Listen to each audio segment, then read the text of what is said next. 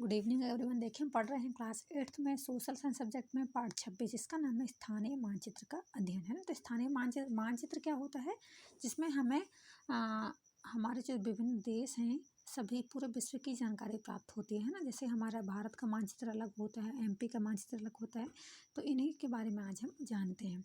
तो देखिए पिछली कक्षाओं में मानचित्र के बारे में कुछ बातें आप जान चुके हैं, आइए संक्षेप में उन्हें दोहरा लें। पृथ्वी या उसके किसी भाग की समतल सतह, कागज आदि पर पैमाने के आधार पर रूढ़ चिन्हों से चित्रण मानचित्र होता है। धरातल और मानचित्र के बीच के अनुपातिक संबंध को पैमाना या मापक कहते हैं ना। जो धरातल और मानचित्र के बीच के अनुपातिक संबंध होते हैं इसको क्या बोलते हैं, पैमाना या मापक। मानचित्र का शीर्ष उत्तर दिशा को दर्शाता है। पुस्तक में प्रयुक्त मानचित्र छोटे पैमाने के मानचित्र होते हैं। फिर देखते हैं हम स्थल रूपों की पहचान। तो मानचित्र वास्तव में पृथ्वी के धरातल का प्रतिचित्रण है। धरातल कहीं भी एक जैसा नहीं होता, कहीं ऊंचा तो कहीं नीचा, कहीं समतल तो कहीं ऊबड़ खाबड़। इसे ही धरातल का उच्चावच कहा जाता है। मानचित्र चूंकि समतल पटल पर बनाया जाता है इसलिए ऊंचाई नीचाई को दिखाना कठिन होता है। इस कठिनाई को दूर करने के लिए मानचित्र में समोच्च रेखाओं और विभिन्न रंगों का प्रयोग किया जाता है। धरातल पर की अन्य बातों को मान्य रूढ़ चिन्हों से दर्शाया जाता है। आइए धरातल रूपों के चित्रण के लिए प्रयुक्त विभिन्न रंगों का व समोच्च रेखाओं के बारे में जानते देखते हैं। सबसे पहले रंग विधि। धरातल की ऊंचाई नीचाई नापने के लिए समुद्र के जल की सतह को आधार माना जाता है। यदि मानचित्र में किसी स्थान की ऊंचाई 200 मीटर प्रति प्रदर्शित की गई है तो उसका तात्पर्य है कि यह स्थान समुद्र की सतह से 200 मीटर ऊंचा है ना। और यदि ऊंचाई के आधार पर ही पृथ्वी के धरातल के विभिन्न नाम दिए गए जैसे मैदान, पठार, पहाड़ आदि।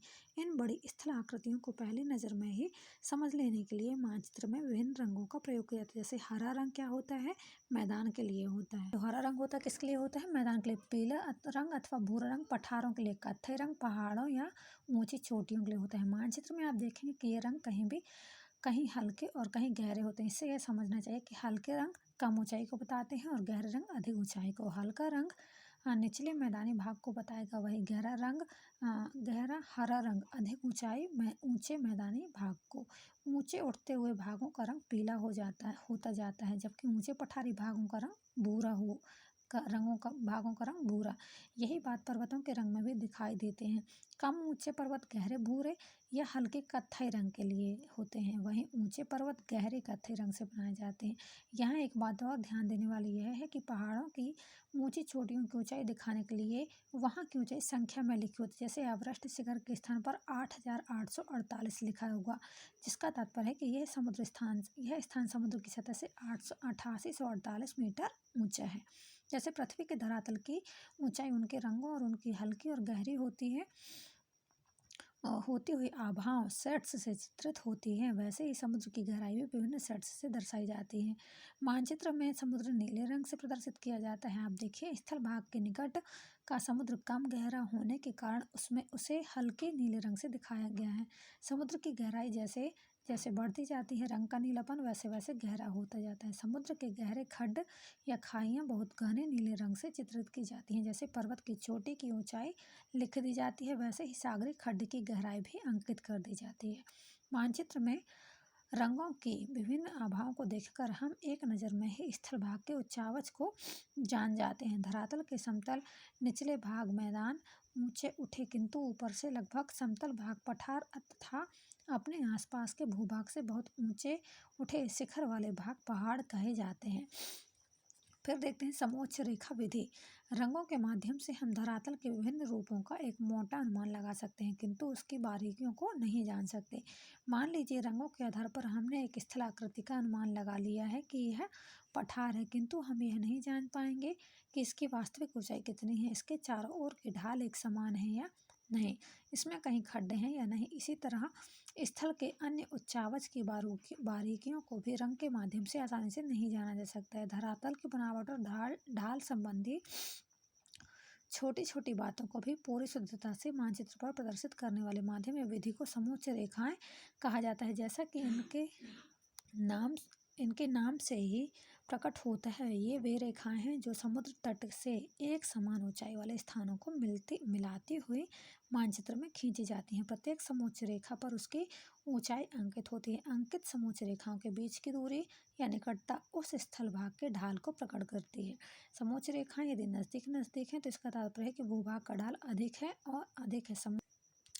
रेखा के बीच अधिक अंतर होना ढाल की मंदता को बताता है। इस तरह समोच्च रेखाओं द्वारा धरातल के छोटे से छोटे रूप को मानचित्र पर अंकित किया जा सकता है। यह मानचित्र पर अंकित समोच्च रेखाओं द्वारा जाना और समझा जा सकता है। आइए समोच्च रेखाओं के माध्यम से कुछ आकृतियों को जाने। दिए गए चित्र में धरातल की विभिन्न आकृतियों को समोच्च रेखाओं से दर्शाया गया है। तो सबसे पहले हम देखते हैं शंक्वाकार पहाड़ी।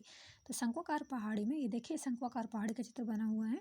शंक्वाकार पहाड़ी में पहाड़ी के गोल होने के साथ ही चारों ओर का ढाल लगभग एक समान होता है, इसलिए समोच्च रेखाएं भी लगभग समान दूरी और समान गोलाई की हैं। यदि मानचित्र में कहीं ऐसी समोच्च रेखा दिखाई दे तो आप तुरंत समझ जाएं कि यह शंक्वाकार पहाड़ी है। ठीक है, फिर देखते हैं इस तरह चित्र में पठार। ये देखिए दूसरे चित्र में पठार बताया गया है। पठार को निरूपित करने वाली समोच्च रेखीय आकृति में किनारों के तेज ढाल को बताने वाली समोच्च रेखाएं तो आस पास हैं, किंतु आकृति में बीच का लंबा चौड़ा भाग खाली है जो उसके समतल होने को प्रकट करता है। फिर देखते हैं चित्र में नदी घाटी को समोच्च रेखाओं द्वारा दर्शाया गया है। आपने देखा होगा कि नदी की घाटी वी आकार की होती है ना। ये देखिए वी आकार की नदी घाटी है। यदि घाटी को दर्शाने वाली समोच्च रेखाओं को देखें तो पाएंगे कि वे भी लगभग वी आकार बना रही हैं। इसी तरह लंबी वृत्ताकार समोच्च रेखाएं लंबी पहाड़ी के आकार को प्रकट कर रही हैं। इसी तरह धरातल की अन्य आकृतियों की समोच्च रेखाओं से परिचित होकर आप क्षेत्र विशेष के धरातल को पूरी तरह समझ सकते हैं। अब एक उदाहरण के माध्यम से स्थानीय मानचित्र को समझने का प्रयत्न करते हैं। देखिए ये हमको बताया गया है यहाँ है ना चित्र में। स्थानीय मानचित्र में निम्न ऋण चिन्हों का प्रयोग हुआ है। किस किस का? समोच्च रेखाओं का, तालाब का और किसका? सड़क मार्ग का, वन क्षेत्र का। ये देखिए ये वन क्षेत्र है ना। सड़क मार्ग भी बताई गई है, ये सड़क मार्ग है। फिर नदी कहाँ बताई गई? नदी वी आकार की घाटी बनाती है। तो वी आकार की घाटी कहाँ बना रही है आप देखिए इसमें। तो इसमें नदी दर्शाई गई है। और क्या? आवासीय क्षेत्र कहाँ है? देखिए ये यहाँ पास सब ये लिखा हुआ है। तालाब है ना। ये क्या है? वन क्षेत्र है। और ये खेल है, ये समोच्च रेखा है और ये आवासीय क्षेत्र है। ठीक, तो इसमें सब दर्शाया गया है। इनके ये जो ऋण चिन्ह है ये बनाए गए हैं। ठीक है, तो इसे आपको समझ में आया। ऐसे होते हैं मानचित्र की रेखाएं। फिर देखिए स्थानीय मानचित्र को देखकर हम अपनी अभ्यास पुस्तिका में लिखेंगे कि समोच्च रेखाएं कौन कौन सी स्थलाकृति को दर्शा रही है ना। नदी किस दिशा में बह रही है, वन क्षेत्र के समीप कौन कौन सी स्थलाकृति है और आवासीय। तो ये हम अपने अभ्यास प्रश्न करेंगे। ठीक है बच्चों, जब तक आप इस पाठ को पढ़िए और समझिए। धन्यवाद।